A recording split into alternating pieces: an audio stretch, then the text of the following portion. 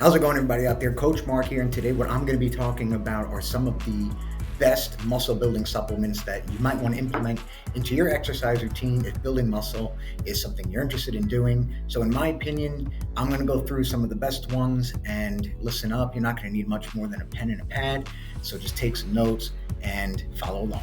All right, so the first one I want to bring up is vitamin D3. Now, this is something that's very important, I feel. And yes, it's not a direct muscle builder, but it does help, and let me explain why. So vitamin D3 is often dubbed the sunshine vitamin.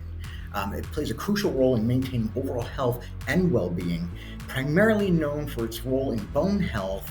But this vitamin also offers a myriad of benefits, including support for muscular growth and development. So it does play a crucial role, and we're going to get into that a little bit more. One of the key functions of vitamin D3 is its ability to regulate calcium absorption in the body. Calcium is essential for maintaining strong bones and teeth, but it also plays a critical role in muscle function. When muscles contract, calcium ions are released, facilitating the contraction process.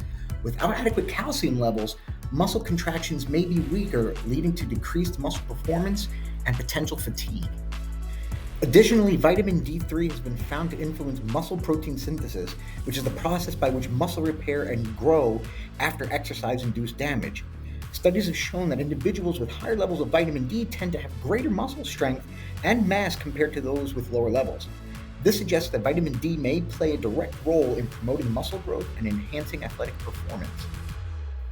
Now, while vitamin D3 can be obtained through sun exposure, many people do not get enough sunlight or have limited sun exposure due to various factors such as geographic location, season, or just lifestyle choices. Therefore, supplementation may be necessary to ensure adequate vitamin D levels, especially for those at risk with deficiency. Now we're going to talk about protein. And yes, you're probably saying, well, why didn't you mention that one first, right? Because that's one everybody brings up first, is make sure you get your protein. And it's true, because it does have a lot of muscle building qualities to it, but it has a lot of other qualities to it that we're going to get into. And I'm going to tell you why this is definitely a must-have, especially when trying to build muscle. Now, I would recommend getting an adequate amount of protein through whole foods rather than supplementation. However, if you do have a high amount of protein that you are trying to achieve, especially if you're building muscle, protein shakes and bars is something that is a great supplement to add throughout the day. If you have any digestive issues or maybe a lactose sensitivity, you can steer away from some of the harder digesting proteins like your casein, and you'd want to focus more so on a whey isolate protein or a vegan protein if you do have those lactose issues. Protein is great for not only helping repair muscles, but it helps with increasing the growth of muscles. It keeps you fuller for a longer period of time, and that is the number one macronutrient that your body works the hardest to break down. So your metabolism increases that much more just to break down the protein. Now, just to follow up with the protein, I would say something great to add as well would be some good digestive enzymes. Number one, you're going to be eating a lot of protein and maybe supplementing with a lot of protein, so you want stuff to help break all that food down and the supplements down on top of any other supplements that I'm going to be discussing here. Digestive enzymes are essential proteins produced by the body to facilitate the breakdown and absorption of nutrients from food. These enzymes play a vital role in the digestive process by helping to break down carbohydrates, protein, and fats into smaller molecules that they can be readily absorbed and utilized by the body. Now, there's just a few types of digestive enzymes. Actually, there's many, and they're each responsible for breaking down specific nutrients. So the first one we're going to talk about is amylase. And amylase breaks down carbohydrates into simple sugars like glucose and maltose. And then there's protease. So protease digests proteins into amino acids, which are basically the building blocks of protein. There's also lipase, which helps break down fats into fatty acids, and glycerol, aiding in fat digestion and absorption. And lactase, which, if you know what that sounds like, it's basically the digestion process of breaking down lactose, which is the sugar found in any dairy products, and it breaks down into glucose and galactose. And then finally, you have bromelain and papain, which are basically enzymes that are found in pineapple and papaya, and these are both known to help with the digestion of protein. While the body naturally produces digestive enzymes, certain factors such as aging, stress, poor diet, or digestive disorders can impair enzyme production, leading to digestive discomfort, bloating, gas, and nutrient malabsorption. In such cases, supplementation with digestive enzymes may be beneficial in supporting healthy digestion and alleviating symptoms of digestive distress.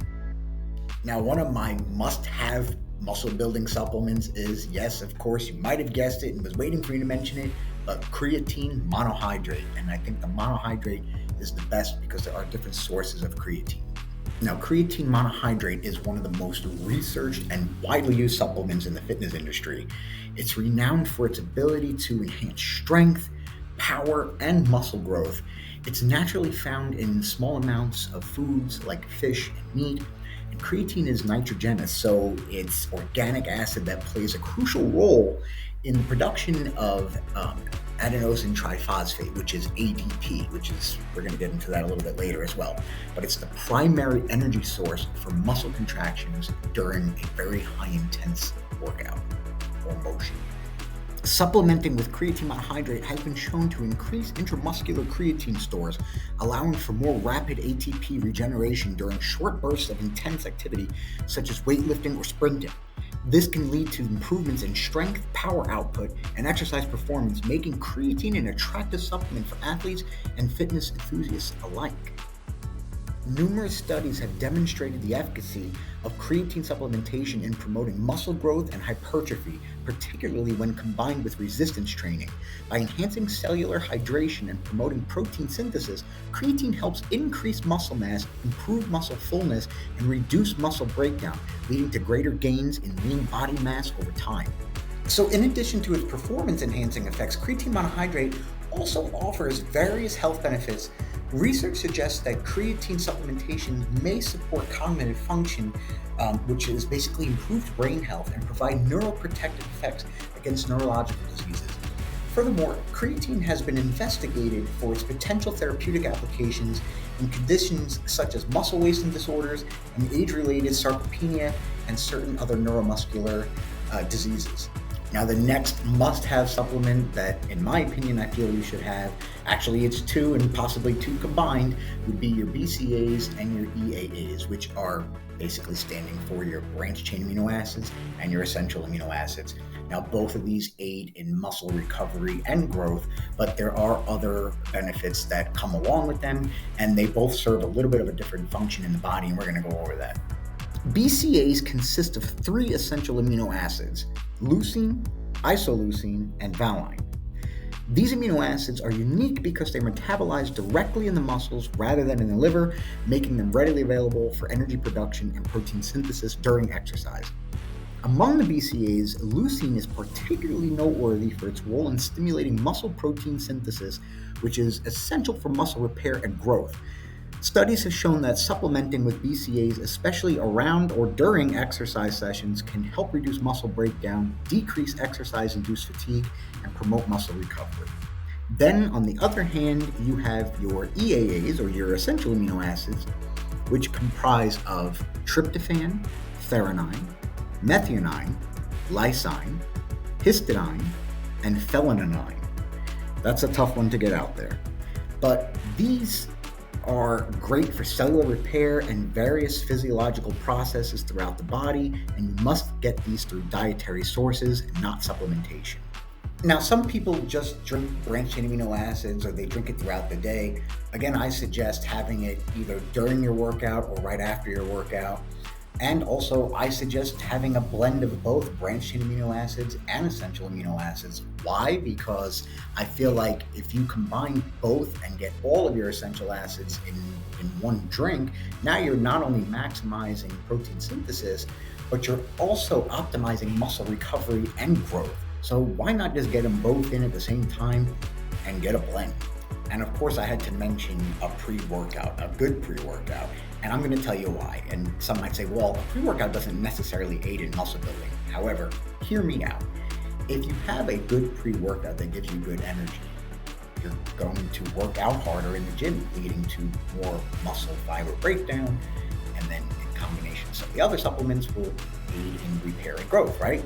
So also, if you find a good pre-workout, and depending if you have a sensitivity to caffeine or not, that's depending on you if you want a stim-free or a stimulant-based pre-workout. That's on you.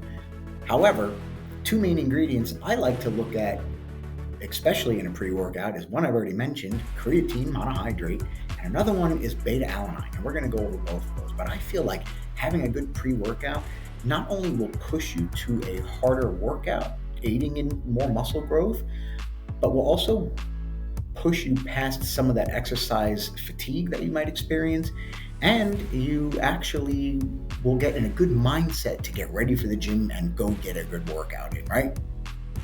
Now, beta-alanine is a non-essential amino acid that combines with histidine to form carnosine, a dipeptide found in high concentrations in skeletal muscle tissue. Carnosine acts as a buffer against the buildup of lactic acid, a byproduct of anaerobic metabolism that can lead to muscle fatigue and decreased exercise performance. By increasing muscle carnosine levels, beta-alanine supplementation has been shown to delay the onset of fatigue, improve endurance, and enhance exercise capacity during high-intensity activities such as weightlifting, sprinting, and interval training.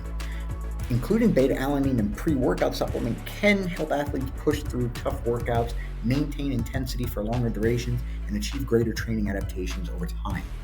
When combined, creatine and beta-alanine complement each other synergistically to enhance overall athletic performance and muscle development.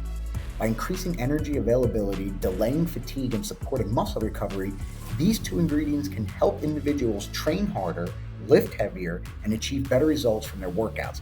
However, it's essential to choose a pre-workout supplement that contains clinically effective doses of both creatine and beta-alanine to maximize the benefits.